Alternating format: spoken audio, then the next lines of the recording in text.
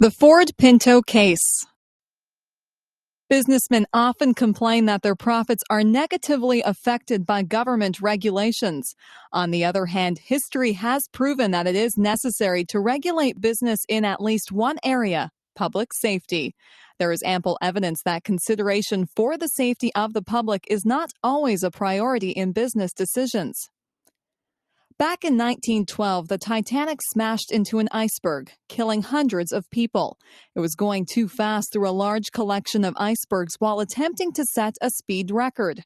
Unfortunately, there were not enough lifeboats to accommodate the passengers.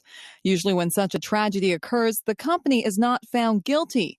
Instead, safety regulations are enacted for future cases.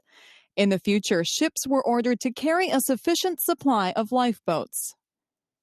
In 1978, the Ford Motor Company was indicted on the charge of homicide. This was the first time such a charge had been brought against an American corporation. It related to the deaths of 3 teenage girls who were burned up when their Ford Pinto was hit from behind. The prosecution charged that the Ford Company knowingly manufactured a dangerous car. Behind this story is the pressure on Ford to produce a small car to compete with imported vehicles.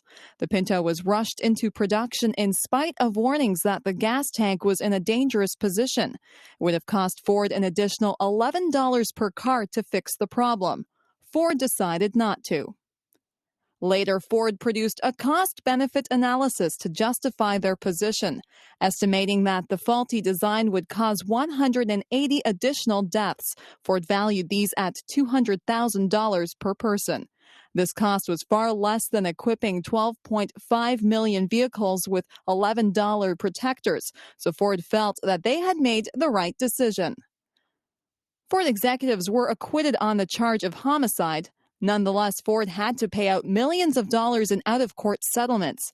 These were paid to families who had lost relatives in Pinto accidents. This case shows how far a company will go to protect its profits.